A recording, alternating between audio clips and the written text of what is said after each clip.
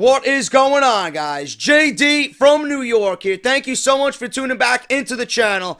Tonight, what I got for you guys after a week away is your NXT and Lucha Underground review for October 19th, 2016.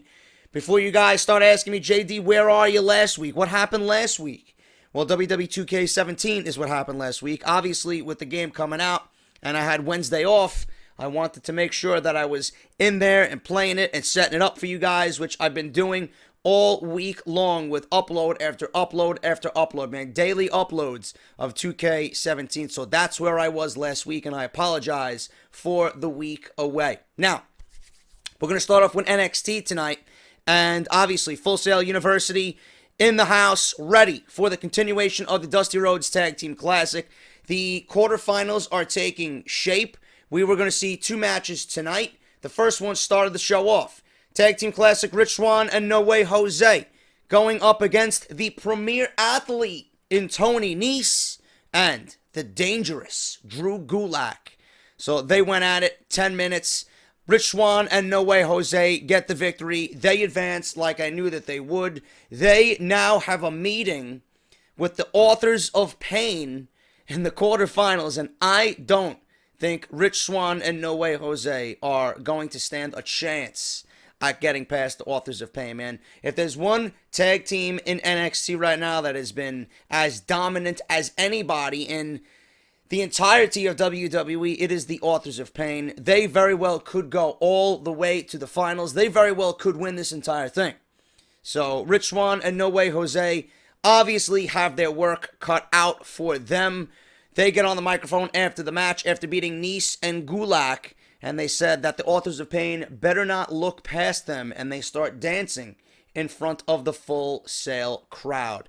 Tony Nese, I have big hopes for Tony Nese, man. WWE recently came out with a report, or one of the dirt sheets came out with a report that WWE is very high on Tony Nese right now, and there was also something that was said that they're going to hotshot the Cruiserweight Championship on Monday Night Raw, and that Tony Nese is going to be the one to take down TJ Perkins. Now, I don't know how credible that is, but Tony Nese obviously needs to get acquainted with Monday Night Raw a little bit more.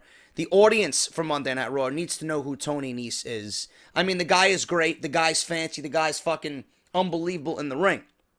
That alone could certainly get him over, but I feel like if you throw him out there and you don't give us a backstory on who he is, I feel he's going to, I feel he's not going to get over with the crowd. So WWE, before they even do anything, and I hope that they know they have a true talent in Tony Nese, because the guy's fucking phenomenal. If there was one guy coming out of the Cruiserweight Classic that I wanted to get signed, it was Tony Nese. I need him, and I need the WWE to develop some type of personality. Whatever that is, however that comes to be, whatever. It needs to happen. You just can't throw him out there and pretend like, oh, this guy's great, he's going to get over. No, you got to make the crowd understand who he is, and you got to get the crowd behind him for whatever reason. But Tony Nese, the premier athlete, I hope for big things from him in the WWE. Moving on, we have the Glorious 10. Now, last week, they tried to go up against Sanity. Sanity, the new stable, led by Eric Young, and they were on this show as well. I will talk about them in a second.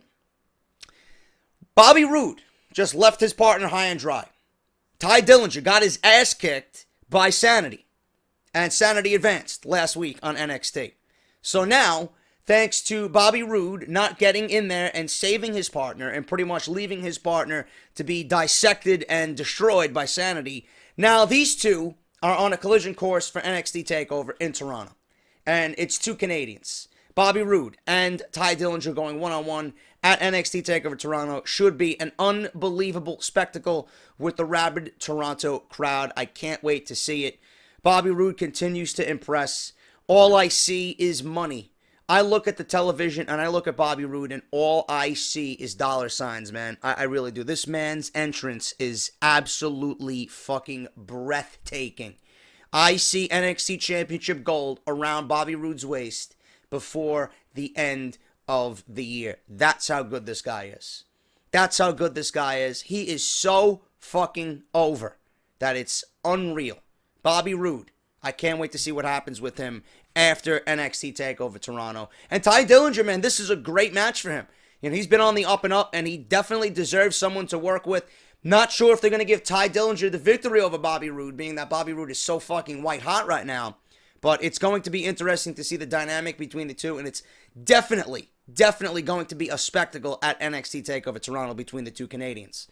Austin Aries, he's talking about Hideo Itami out with injury. He's calling Hideo Itami a coward, and everybody wants to know who his surprise partner is going to be. This tournament isn't for anybody, Austin Aries said. And he calls out Hideo Itami because an MRI revealed that he doesn't have a spine. Great quote by Austin Aries. And his partner is going to be revealed tonight. And I'm sure you guys know who that is as you watch NXT tonight. Bobby Roode goes one-on-one with Sean Malouda. Sean Malouda was another talent from the Cruiserweight Classic that I really enjoyed. He is actually related to Roman Reigns. He gets an implant DDT delivered to him by Bobby Roode. Roode wins at 3 minutes and 7 seconds. Roode laughs off Dillinger's complaints because Ty was the one who begged Roode to team up for the Dusty Classic. Meanwhile, it's the other way around. All Roode wanted to do was bring Ty up to a glorious level. After a line about Klingons, Ty comes out and clears the ring. The fans who went nuts over Roode's entrance give Ty a huge 10 chant. And it's the slow build now to NXT Toronto. Going to be fucking awesome between Roode and Dillinger. Liv Morgan's in the back. She's about to give an interview. And Peyton Royce and Billie Kay jump her from behind. They, soon after that, grab her by the hair and bring her out to the stage and deliver a fucking boot right to the face that knocks Liv Morgan out. Kay and Royce brag about how this is their division and they are coming after Asuka. So WWE is in full swing about having the women come up again and rebuild this division. I'm still not a fan of what's her name? Liv Morgan. I'm not a fan at all. She needs to grow on me a little bit more.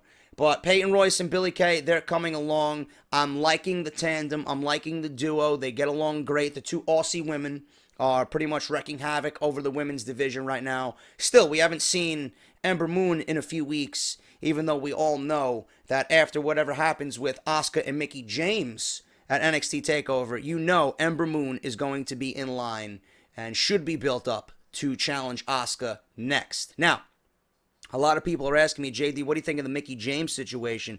I discussed this on Off the Script. Ember Moon, per television, as what we see on television, is not ready. Is not ready for Asuka. She may be ready. I know she's ready after all the reports I read about them tearing down the house shows with NXT. But as far as what we see on television and what is developed on television, she is not ready yet. It will come. Just be patient.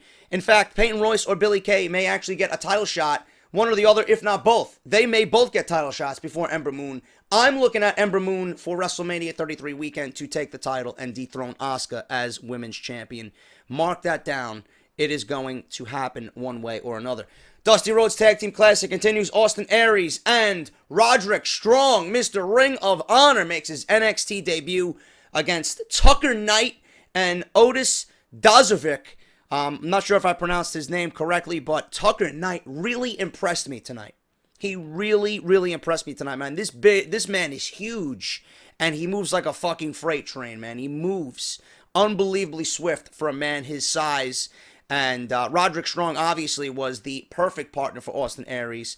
You had the announce team going crazy for the debut, especially Corey Graves. He was going crazy, trying to tell you stories of his past with Roderick Strong, but he didn't want to dive into it because the stories that he has would ultimately lose his job over. So he didn't want to go into that, but he did reiterate the fact that Roderick Strong is the perfect partner for the greatest man that ever lived, and they did go on to win.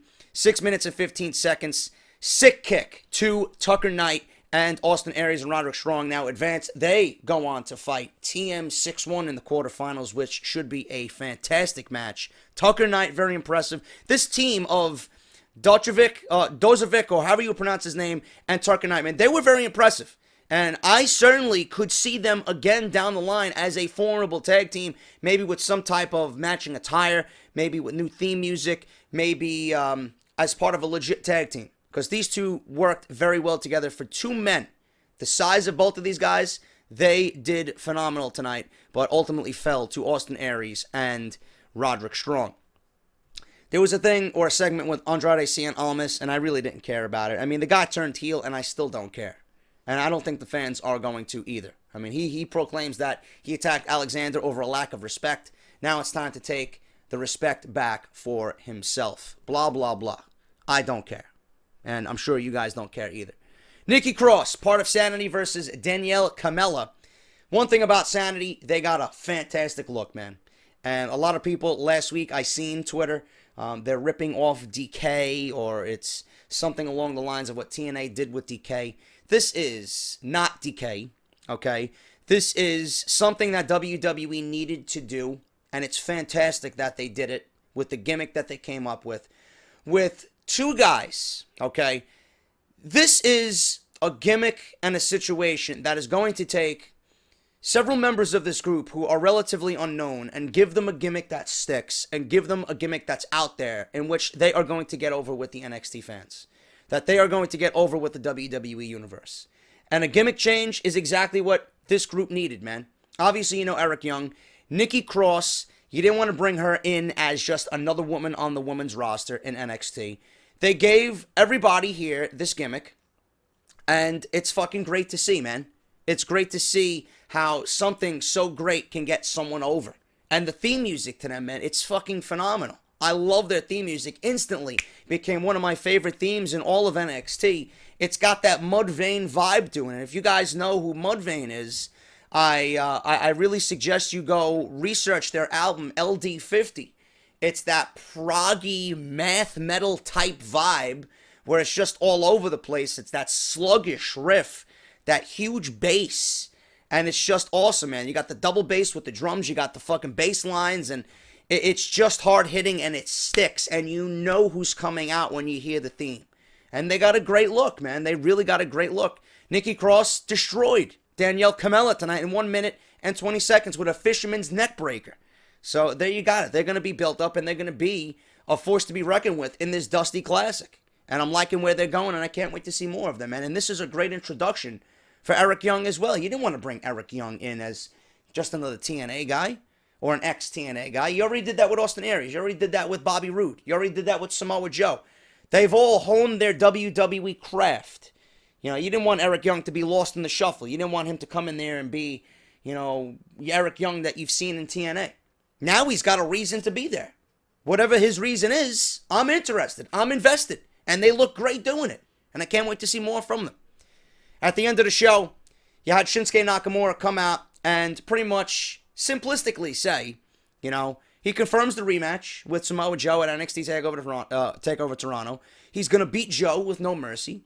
This brings out, and I smiled and laughed, man. I don't know what the fuck is going on with this guy. Patrick Clark comes out, and I don't know if he accidentally got lost on his way to Full Sail University. Maybe he was on his way to the fucking gay club that's down the street, man. I don't know.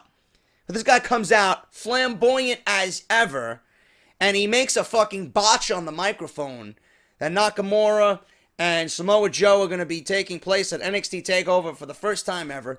I don't know. Maybe he missed Brooklyn. Maybe he did not watch Brooklyn yet. I don't know. You know? But obviously he corrected himself. Crowd got all over this guy, booing the shit out of him.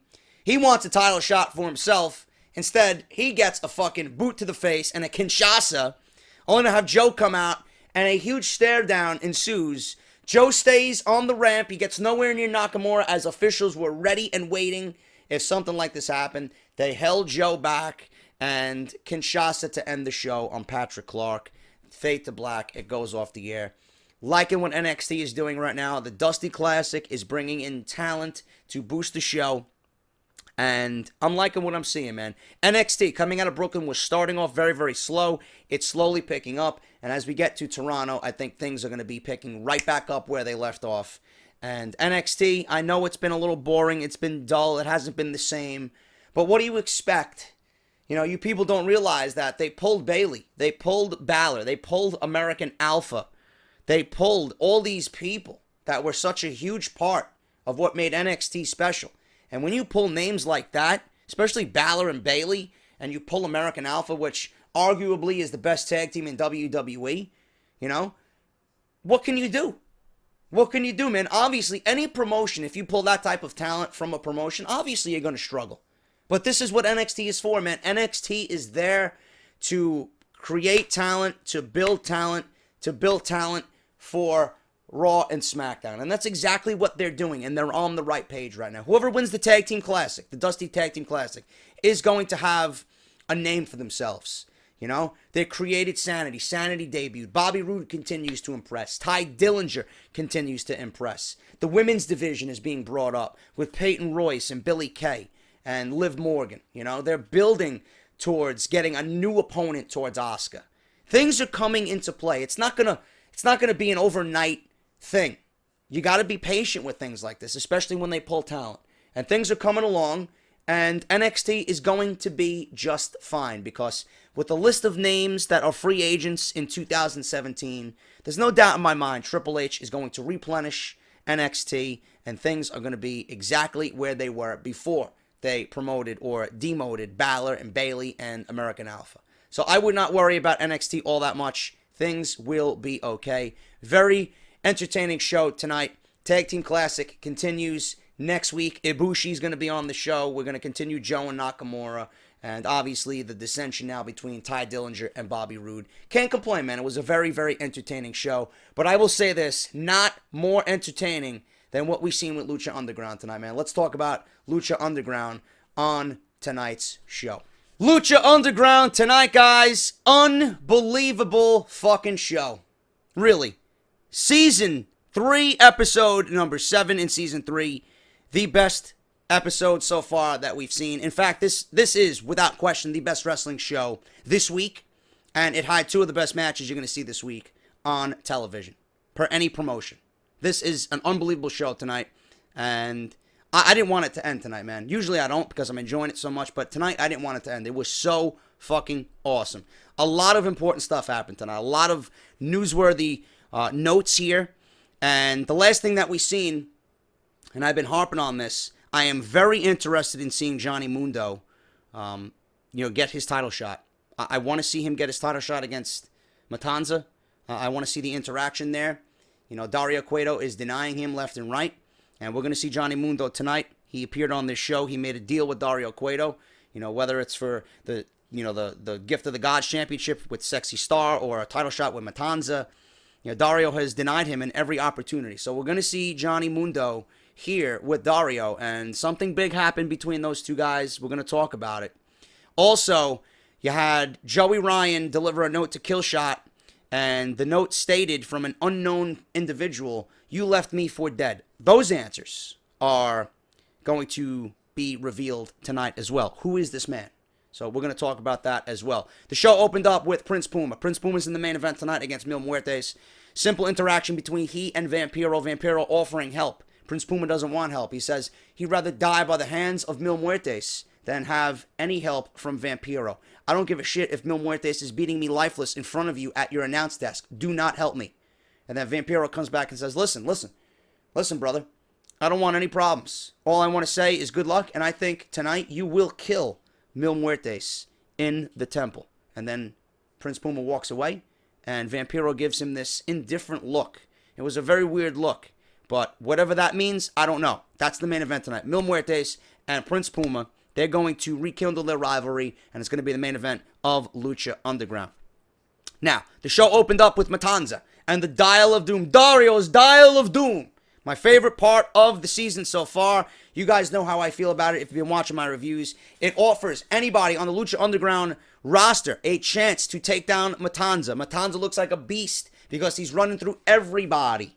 And tonight is the last night in which that happens. I'm sure it's going to continue, and I'm sure it's going to continue up until November, which we will see Aztec Warfare. We are going to see Aztec Warfare. Matanza destroyed Killshot tonight, and he pummeled him.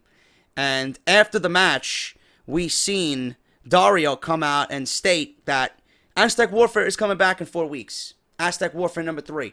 I can't wait to see it. It's going to be my first. Very reminiscent of the Royal Rumble.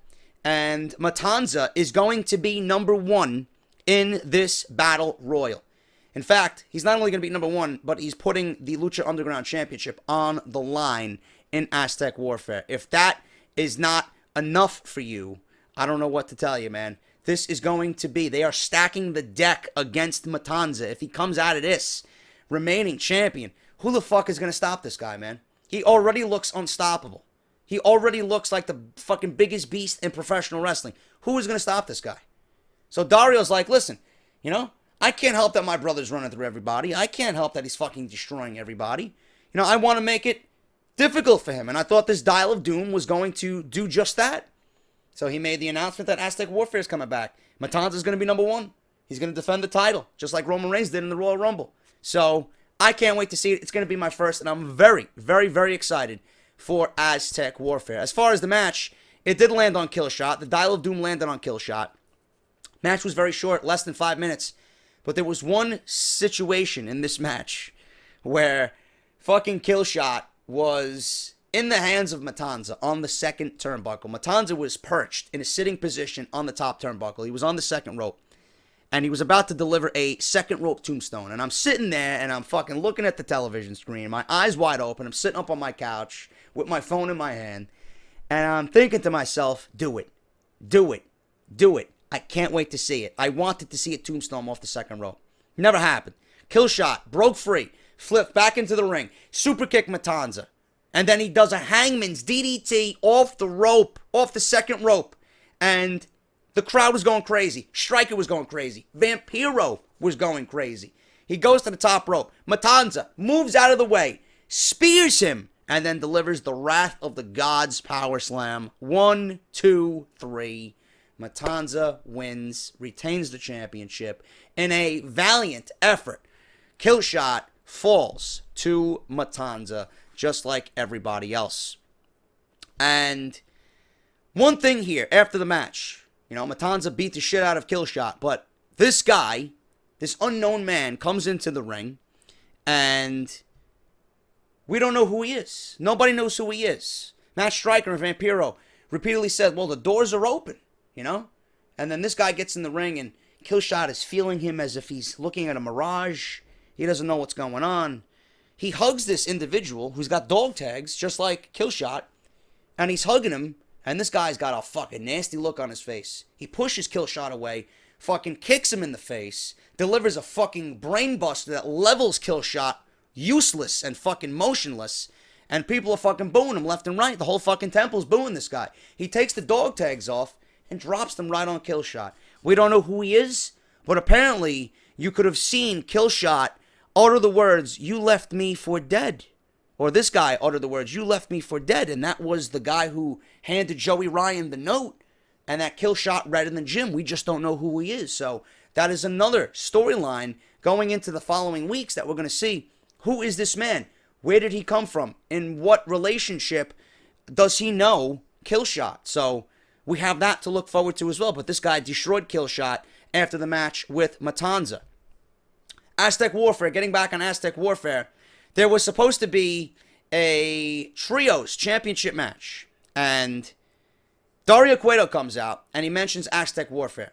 He wants a real challenge for his brother. That's the reason why he's having Aztec Warfare. He's going to be defending the title like you guys know. Cueto tells Phoenix that he's probably happy he's not booked number 1 this year. I'm assuming he was number 1 in previous years. I don't know. I haven't seen any of the Aztec Warfare matches. So Cueto is offering Phoenix the opportunity to be number 20 in the Aztec Warfare match. But there's a catch. There's an opportunity. Phoenix has to defeat his Trios partners in a 3-way match, a triple threat match, to earn the number 20 spot in Aztec Warfare. Before Cueto leaves, he adds another twist to the match. And this is why I love Lucha Underground so much, man. It's so unpredictable and it's so great. It offers everybody that is in that ring competition. And they make everything feel important. That's what you need in a wrestling promotion. The twist is, the winner gets the number 20 position. The losers, they do not qualify for Aztec Warfare. Phoenix, Drago, and Aerostar had probably the match of the night. This resulted in Phoenix bleeding profusely through his mask. And in the end of this, everybody was going for Phoenix. Everybody was going for Aerostar. In the end, Drago defeats Aerostar Phoenix to earn the number 20 spot in the Aztec Warfare match for the Lucha Underground Championship. Man, there's no way for me to go over this match. It was 3 luchadors who are fucking fighting to be number 20 in this match, the Aztec Warfare match. The other 2, they're not going to be in it. So you guys know, no matter how good of friends they are, no matter what championships that they're holding, they were going to legit beat each other senseless to a bloody pulp to earn that opportunity, because the losers, they're not going to get an opportunity. There's only one winner and there's 2 losers. And that's what I like so much about what Dario is doing here on Lucha Underground. Phoenix loses. Aerostar loses. Drago, the winner, he earns the number 20 spot in Aztec Warfare. If you guys missed it, I highly recommend you go out and watch this match. Unbelievable action throughout. It was all over the fucking place. All over the place. And probably the best match on wrestling, or in wrestling, this week on any promotion, man. Unbelievable stuff. After the break, we see Drago backstage at the temple. He's staring at himself in a mirror. A mysterious figure is seen crawling creepily behind him on the floor, approaching him. She comes up to him at the mirror. It's Cobra Moon. I don't know who this is. You guys got to fill me in on this. She approaches Drago as he's looking at himself in the mirror. She tells him that he needs to win Aztec Warfare and return the Lucha Championship to their tribe.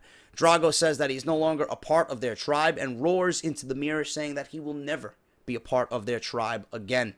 And then a strange-looking man comes up from behind and walks into the room. I don't know who this guy is. I doubt you guys know who he is. He might be new to the fucking Lucha Underground promotion. But he says that he thought that this was the restroom. Apologizes to Cobra Moon and then takes a bite out of what looks like to be some Mexican food. So we go into Dario's office after this. And this is where it gets interesting, man. Johnny Mundo back in Dario's office asking for a Lucha Underground Championship match. He wants Matanza. He wants to prove that he's the greatest. Mundo is not pleased that everyone else is getting title shots through the Dial of Doom and it's not landed on his name yet. Mundo offers a solution to clear up his issues with Dario. He offers Dario a suitcase that used to belong to Cueto that Mundo took for himself. Cueto opens up the case and says, "My $100,000. And Johnny Mundo sarcastically says, "Well, yeah, but not exactly. $94,373. Mundo says that he had someone to pay off with part of the money. And Dario responds with, "That's right, for the internet photos." Mundo says he saved this for a rainy day and that he wants to change his destiny. He wants Sexy Star in a match for the Gift of the Gods Championship. Dario's pleased. Finally, he says, "Clear your calendar. You are getting your championship match with Sexy Star and the Gift of the Gods Championship. Your request is being granted." There you go, man. So, does that lead Johnny Mundo to beat Sexy Star and then go on to fight Matanza? I don't know. We got to see what happens with that.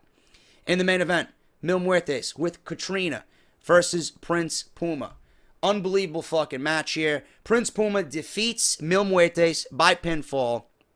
Crowd was going crazy. These guys fought in the crowd. They were all over the fucking temple on the outside. At one point, Mil Muertes took a brutal looking chair that was made of nothing but fucking wooden screws and started bashing Prince Puma over the back with it. We seen the 630 splash, which ultimately ended Mil Muertes. Pins him for the victory. 1, 2, 3. It was unbelievable stuff, man. This was a very, very good episode of Lucha Underground. And at the end, when he hit the 630 splash, Puma celebrates his back. He gets his victory over Mil Muertes. He stares down Katrina at the temple as she holds up this mysterious stone that gives power to Mil Muertes, I'm assuming. And he gestures to her. I don't know what he did. It says in the notes here, gestures her for death. So Matt Striker wraps up. And that's pretty much the end of Lucha Underground this week. The final scene, which was pretty interesting as well. Rey Mysterio is talking to someone that we can't see on camera as of yet. They're panning back and forth, going in from black and fade to black on the screen. And the camera finally shows that he's talking to Chavo Guerrero Sr., the legend himself, Chavo Guerrero Sr. Chavo tells Rey that Guerrero Dynasty will not end with his son. Chavo Sr. asks Rey if he is sure that this is the only thing to do and the only way to do it. Rey responds, yes. Ray tells Chavo Sr. that the temple isn't big enough for the both of them, so either Chavo leaves or Ray leaves. They both stare each other down after the statement, and they seem to be in agreement as the show goes off the air. They appear to be building towards a final match between Chavo and Rey Mysterio. Not really the most exciting thing in the world. You know, I'm not a huge fan, I never was, of Chavo Guerrero Jr., but it is what it is, and it's building towards a storyline, and it's continuing on from what has happened. So, you know, I'm there for it. I'm going to watch it. I'm going to enjoy it. But ultimately, this was a great episode of Lucha Underground. Good stuff with Mundo. Can't wait to see what he does. Great stuff with Matanza. The Dial of Doom. Aztec Warfare coming back. Prince Puma defeats Mil Muertes in a fucking great match. You had the triple threat match between Phoenix, Drago, and Aerostar. You got Drago, who's entering number 20 in the Aztec Warfare match. The other two are not even going to be in the match. Unbelievable stuff from Lucha Underground tonight. If you guys enjoyed it, make sure to hit that thumbs up and show some support. I'll be back, as always, on Friday with Off The Script. I'll be back daily with WWE 2K17. Obviously, you guys know this is the #1 source for anything wrestling related right here on YouTube.com. I'm trying my hardest. Thank you guys so much. I'm exhausted. I'm going to rest for the rest of the night. Like I said, if you enjoyed the video, hit that thumbs up. Follow me on Twitter, @JD206. Subscribe to the channel if you're new and you want more great wrestling talk each and every week. Monday Night Raw, Smackdown, Lucha Underground, NXT, Off The Script on Friday. Thank you guys so much, and I'll see you right back here on Friday for episode 140 of Off The Script. Talk to you guys later.